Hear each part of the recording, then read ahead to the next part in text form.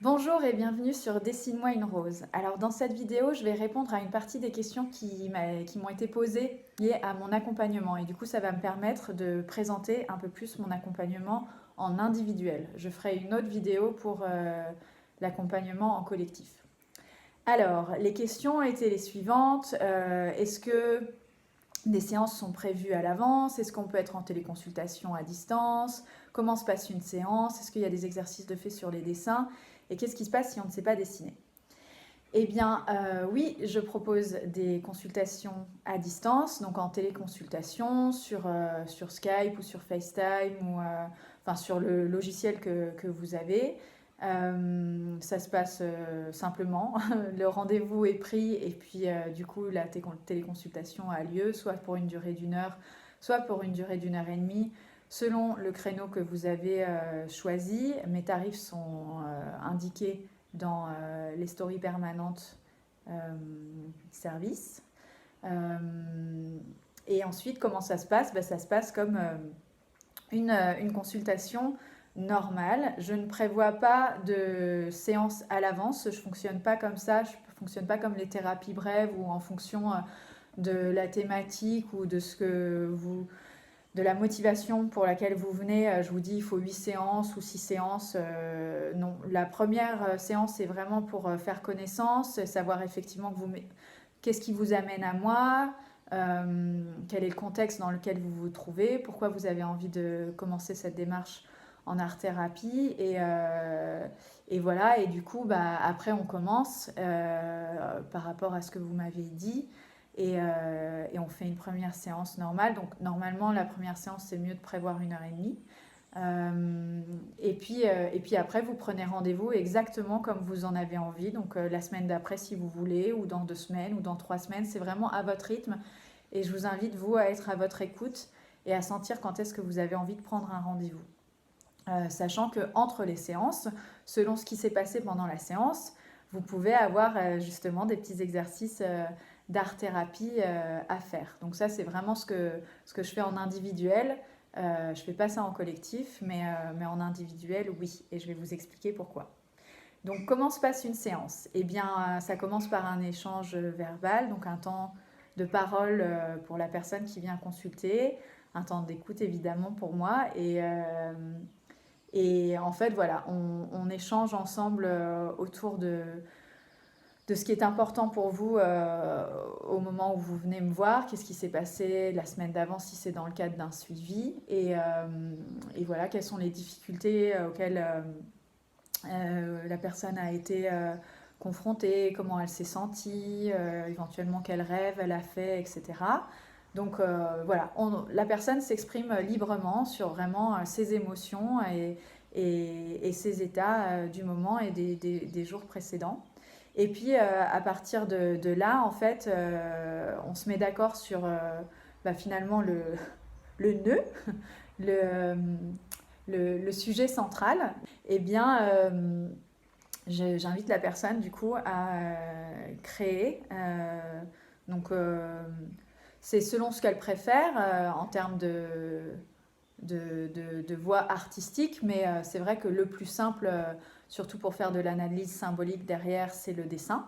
Donc le dessin au pastel, de toute façon, dans mon cabinet, j'ai du matériel et puis sinon, quand c'est en téléconsultation, eh bien, la personne peut aller s'acheter une boîte de pastel, c'est pas très très cher.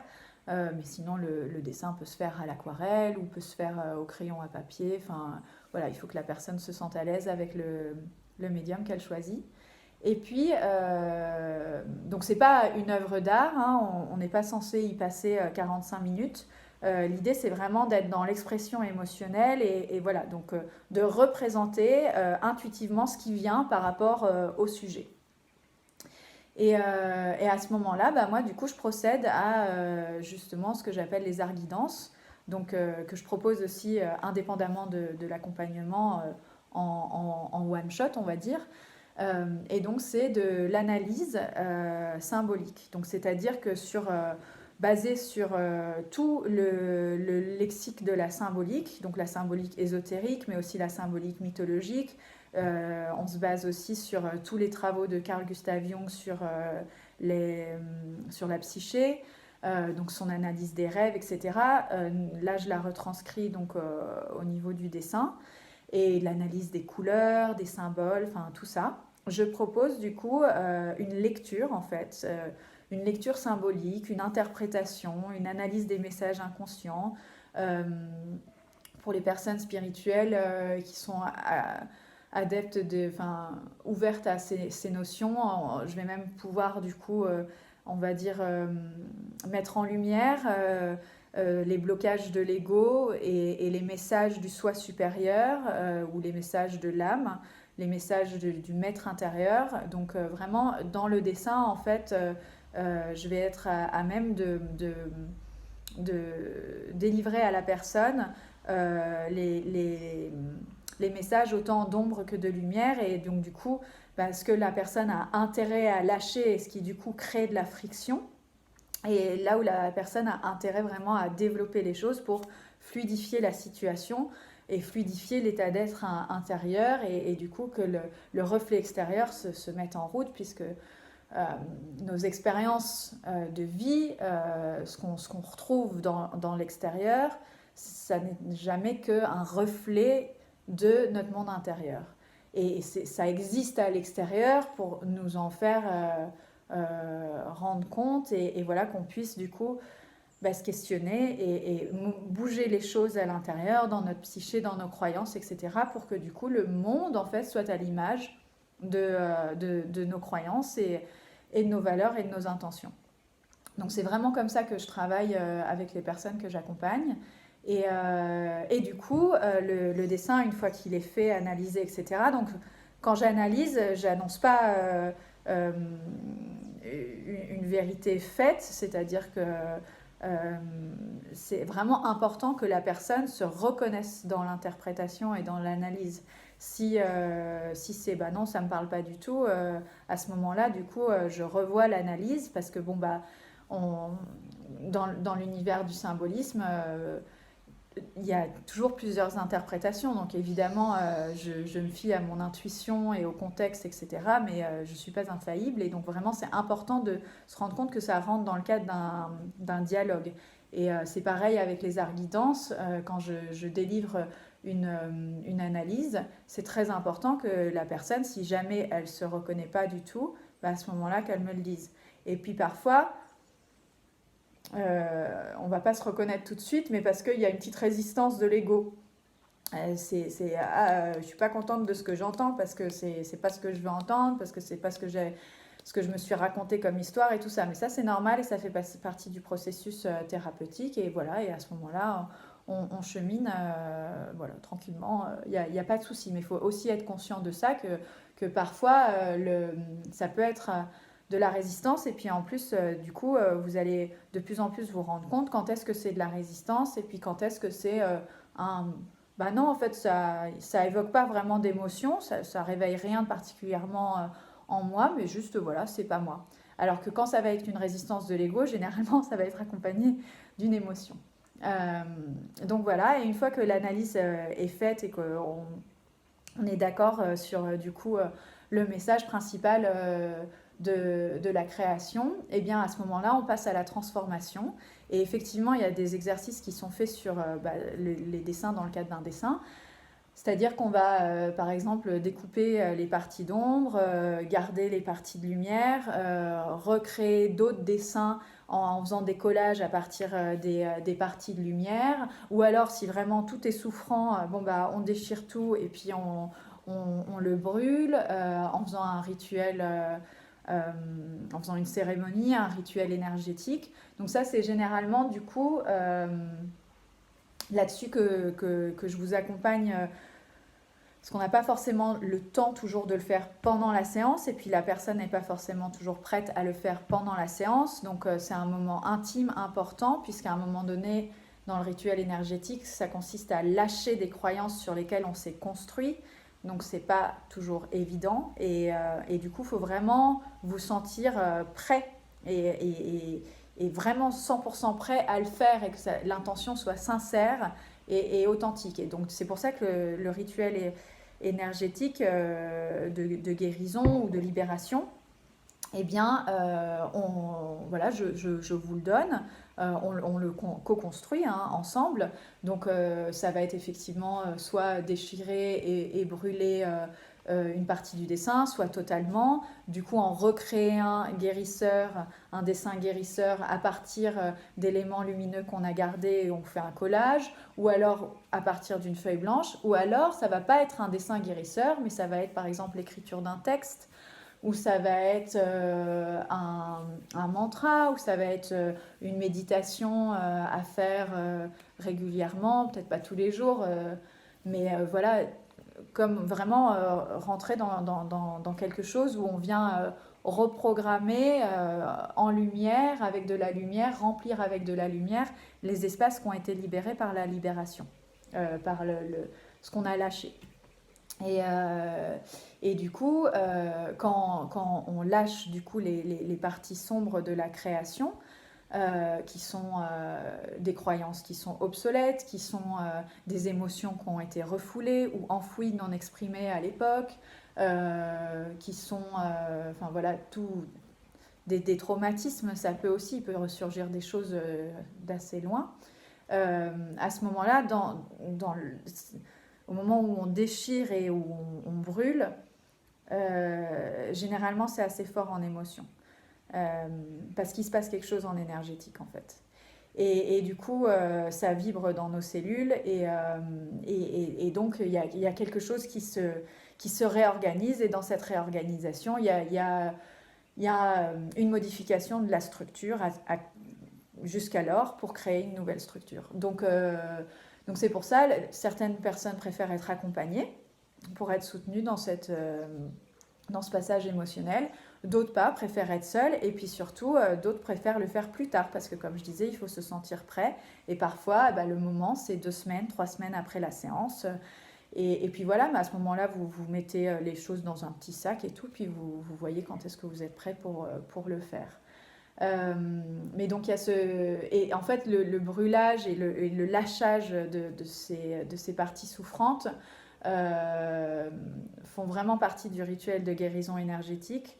Mais du coup dans ce rituel, moi j'intègre effectivement la libération des parties sombres et la recréation, la vitalisation des parties lumineuses. Donc, donc du coup, on touche à quelque chose à la mésestime de soi, par exemple. On va recréer vraiment sur la valeur, ma valeur intrinsèque, ma valeur inestimable, ma valeur inconditionnelle. Voilà, donc à chaque fois qu'on libère, on recrée de la lumière, on remplit de lumière. Donc le rituel de libération, de guérison énergétique est toujours dans ces deux dynamiques chez moi. Et voilà. Et du coup, après, donc, comme je vous dis, dans ces rituels, ça peut s'arrêter juste au dessin, en recréer un dessin guérisseur et puis du coup l'avoir chez soi, le garder près de soi, dans sa chambre ou éventuellement méditer devant. Enfin bon, sans s'engorger en fait. Vous pouvez le ramener à la séance d'après ou me l'envoyer en photo par email, etc. Mais du coup, ça s'enchaîne dans un suivi. Je pourrais également du coup l'analyser, le dessin guérisseur, etc. Donc ça continue. Et puis si c'est pas un dessin, eh ben, si c'est une méditation que je crée pour vous, que vous trouvez par ailleurs, un mantra, un texte guérisseur que je crée pour vous ou que vous écrivez vous-même. Le mieux quand même, généralement, bon, les méditations c'est un petit peu difficile, mais le mieux pour l'écriture c'est que vous écriviez vous-même votre texte guérisseur et qui parte vraiment de vous. Après, je peux vous accompagner dans l'écriture de ce texte guérisseur, mais vraiment ce que je préconise, c'est que ça soit vous qui l'écriviez, qu'on reste dans ce processus de création. Et voilà, et après, ça peut aussi être du mouvement dansé, ça peut être aussi de la voix, du chant, ça peut être du jeu de rôle, etc. C'est vraiment selon vous, ce qui vous parle à ce moment-là, et puis surtout, tout au long de la thérapie, ça peut évoluer, puis ça peut changer en fonction en fait, des jours, des semaines, des séances. Voilà, c'est pas les mêmes besoins qui émergent et c'est pas non plus les mêmes modes d'expression qui s'invitent à être vécu. Voilà. Donc simplement être dans son intuition, dans ses besoins, dans sa liberté, puis les choses se font naturellement. Et dernière question, c'était qu'est-ce qui se passe si je ne sais pas dessiner? Eh bien, c'est pas du tout un souci parce que en fait, il n'y a pas du tout de notion de comment dire, de réalisme. Euh, vous pouvez faire de l'abstrait, vous pouvez dessiner un arbre qui, selon vous ou selon les critères, va ressembler à rien ou va être moche ou je ne sais quoi, mais en fait, pour moi, c'est pas du tout important. À terme, ça sera pas du tout important pour vous non plus. Et voilà, et en fait, vous allez comprendre qu'au fil des séances et de la façon dont je travaille, c'est vraiment pas du tout le sujet de faire du réalisme et de dessiner une colombe qui ressemble à une colombe. L'important, c'est de vraiment sortir ce qui vous vient, en fait, c'est de vraiment d'être à l'écoute de votre instinct, de votre intuition, de vos émotions et de les représenter, de les concrétiser, que ça soit abstrait ou figuré. Le figuré n'a pas besoin d'être réaliste. Ce qui doit être vu sera vu en analyse symbolique, en interprétation.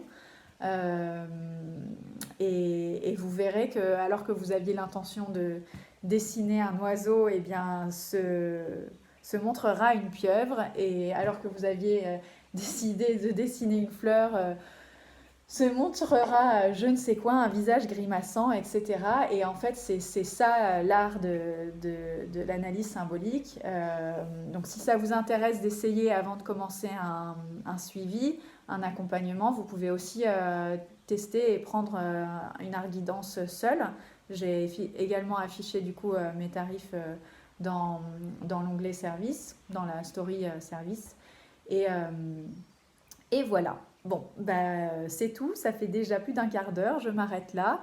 Si vous avez d'autres questions sur mon accompagnement individuel, vous n'hésitez pas. Et puis, je ferai d'autres vidéos sur les autres types d'accompagnement que je propose. Voilà. Bah, je vous souhaite une bonne journée et à bientôt sur Dessine-moi une rose. Bye.